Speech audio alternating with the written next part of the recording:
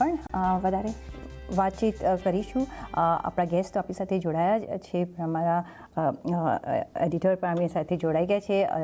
अनुज जी, आज तो मार्केट में सब आ गया, दिवाली आ गई, होली आ गई, बजट ने जो नहीं किया वो भी आ गया. जो मदर ऑफ डील तो हमने देखी 27 को, लेकिन आज फादर, उसके ग्रैंडफादर की भी डील ये बोल सकते हैं. हाँ, मैं ग्रैंड मदर यूज़ कर रहा हूँ क्योंकि मदर के आगे फिर और किसको जोड़ेंगे, है ना, किसी को नहीं ला सकते. तो grand mother of all deals. देखिए प्रीति जी, एक चीज़ समझनी होगी यहाँ पर लोगों को. इस रैली के दो हिस्से हैं. किसी भी रैली के दो हिस्से होते हैं. पहला हिस्सा पोजीशनिंग और दूसरा हिस्सा उसके बाद की बाइंग. पोजीशनिंग जो है मार्केट की बहुत बेरिश थी. मार्केट में लगातार शॉर्ट बन रहे थे. एफआईआईज एक के बाद एक सेल कर रहे थे, ज़बरदस्त शॉर्टिंग कर रहे थे. 90% हमारी मार्केट नेट शॉर्ट थी.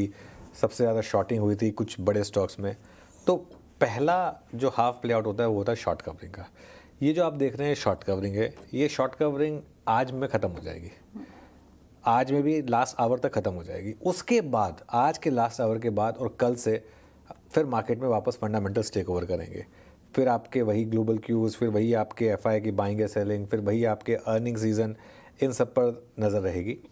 तो ठीक है, आज खुशी मनाने का दिन है, लेकिन आज एक और चीज़ करने का दिन है. आज आपके पोर्टफोलियो में जो ख़राब क्वालिटी के स्टॉक्स थे, जहाँ पे आप फंसे हुए हैं, उनमें आपको भले ही लॉस लेके बाहर निकलना पड़े, बाहर हुई. अपने पोर्टफोलियो को रिविजिट करिए. उन कंपनीज पर फोकस करिए जो सिर्फ ट्रेड डील की वजह से नहीं चल रही थी. लेकिन ऐसी कई कंपनियां हैं कि जिनको ट्रेड पहले ही वीक थी, ट्रेड डील ना होने की वजह से और ज़्यादा वीक हो गई थी. लेकिन कंपनियां वो चुनिए जो थी स्ट्रॉन्ग, लेकिन सिर्फ ट्रेड डील ना होने पाने की वजह से थोड़ा सा उनके ऊपर प्रेशर आ रहा था. तो वो थोड़ा सा आपको, आज तो सबको चल रहा है, आज तो सारे स्टॉक्स चलेंगे, लेकिन इसके बाद अगर आपको यहाँ से बड़ा पैसा बनाना है तो फिर वो आपको स्टॉक स्पेसिफिक होना पड़ेगा और उसमें आपको उस हिसाब से चुनना होगा. दूसरी चीज़, हमारी मार्केट क्या सिर्फ इसलिए गिरी थी कि ट्रेड डील नहीं हुई थी? शायद नहीं. तो in that sense earnings, FIIs, sentiment, I think ये सब चीज़ें होंगी जिन पर ध्यान रखा जाएगा.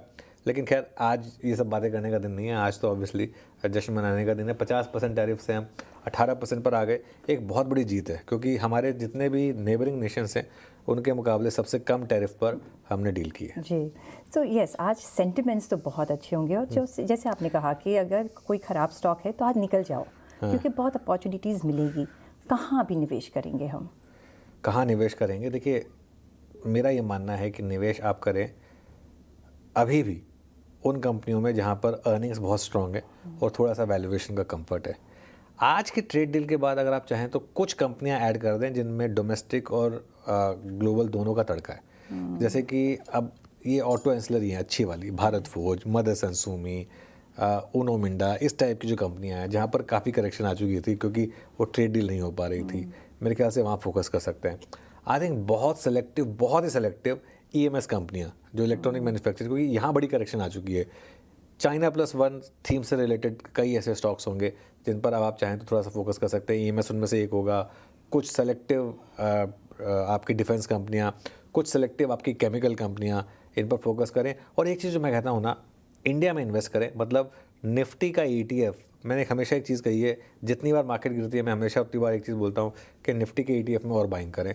तो उस स्ट्रैटेजी को कंटिन्यू करना है. टेक्सटाइल्स, बिकॉज वहाँ हम यूरोपियन कंट्रीज़ में भी कर रहे हैं, यूएस में भी कर रहे हैं. कितनी अपॉर्चुनिटी टेक्सटाइल में प्रीति जी, देखिए एक चीज़ आप समझिए कि सपोज करिए हम उस समय पर आते हैं जब डोनाल्ड ट्रंप नहीं थे. एक फ्री वर्ल्ड था, सब कुछ ठीक ठाक चल रहा था. उसमें भी ये कंपनियां अंडर परफॉर्म कर रही थी. तब तो कोई टैरिफ का प्रेशर नहीं था. आज ऑब्वियसली देखिए, एक तो कंपनियां जैसे गोकुलदास एक्सपोर्ट्स हो गई फॉर एग्जांपल, या थोड़ी सी और स्ट्रॉन्ग एक दो वेस्टर्न ग्रुप की कंपनियां हो गई मान लीजिए, उनमें फिर भी चलिए ठीक है, स्ट्रेंथ है. लेकिन कई ऐसी टेक्सटाइल कंपनियां हैं जो even before Donald Trump power में आए थे उन्होंने कुछ नहीं किया था. आपको बहुत केयरफुल रहना पड़ेगा. यही मैं चीज़ कह रहा था कि ऐसी कंपनियां जो थी काफ़ी अच्छी, लेकिन अब देखिए, अब जैसे आप एक टावल बनाते हैं मान लो एज ए टेक्सटाइल कंपनी, एक बहुत शानदार टावल बनाते हैं, उसको आप यूरोप में मान लो बेचते हैं. जैसे विम्बलडन का टावल एक इंडियन कंपनी बनाती है. लेकिन अब अगर उसकी कंपिटिटिव एडवांटेज ही खत्म हो गई थी अगर यूएस भेजने की, क्योंकि 50% टैरिफ लग रहा था, वही बांग्लादेश आपको 19% टैरिफ पर दे रहा था.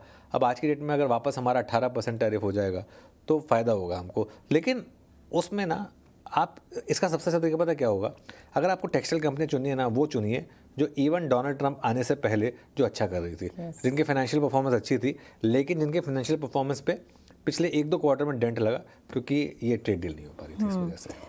एनर्जी काउंटर्स, आज आप वारी देखो, वहाँ भी पूरा यहाँ हम देख रहे हैं, और बजट जैसे हमने देखा वहाँ, अगर सब कंबाइन करके देखें तो एनर्जी पैक और फ्यूचर है, एआई है, डेटा सेंटर्स है, कहाँ आप निवेश करो? नहीं देखिए, ये सब वारी और प्रीमियर गिरे भी बहुत थे, और वारी में तो यूएस का भी एक एंगल है क्योंकि वो खुद यूएस में भी उनका एक इन्वेस्टमेंट है, लेकिन ये स्टॉक्स बहुत वॉलेटाइल हैं। मुझे ऐसे ना वॉलेटाइल स्टॉक्स थोड़े कम समझ में आते हैं।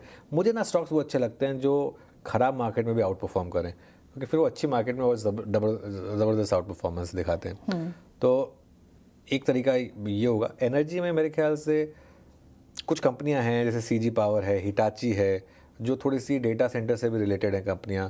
आई थिंक उन पर आप चाहें तो थोड़ा सा फोकस कर सकते हैं। बैंकिंग सेक्टर आज पूरा भर यहाँ पूरा हम पॉजिटिवनेस देख रहे हैं, यहाँ कैसे काम करोगे? देखिए, बैंकिंग तो भारत की मार्केट की नींव है, वो तो कैप्टन है इंडिया का।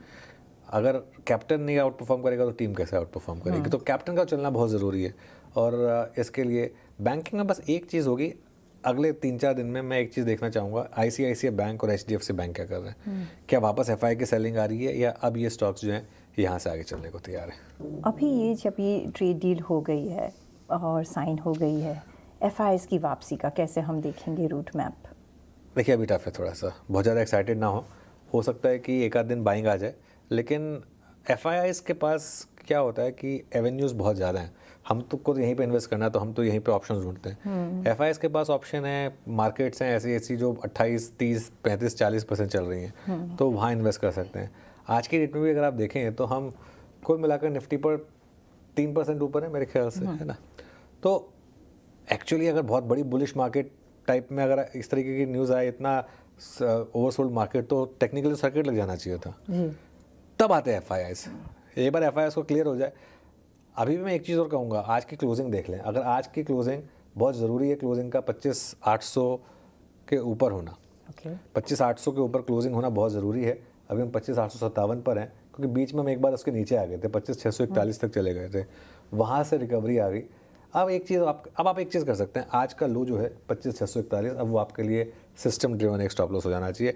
एफआईआईस वापस आएंगे या नहीं आएंगे, ये मैं अभी ऑनेस्टली इसका जवाब मेरे पास अभी आज वीकली एक्सपायरी भी है, आज वीकली एक्सपायरी भी है, थोड़ा सा उसकी कवरिंग का भी इम्पैक्ट है। बिल्कुल। और एक लास्ट, ऑफ कोर्स अभी आरबीआई पॉलिसी है, नेक्स्ट इवेंट, और रुपी जैसे आज अप्रिशिएट काफ़ी हुआ है, लग रहा है अभी वो। देखिए, रुपी में ना एक चीज़ मैं आपको बताऊं, रुपी में काफ़ी हद तक ये जो गिरावट आई थोड़ी ओवरडन इसलिए भी थी क्योंकि कहीं ना कहीं एक्सपोर्टर्स को थोड़ा सा चोट कम करने के लिए शायद रुपी को एक छोड़ दिया गया था कि अभी थोड़ा सा इसको जाने दिया जाए, ताकि कंपेटिटिव एडवांटेज रहे हमारे पास।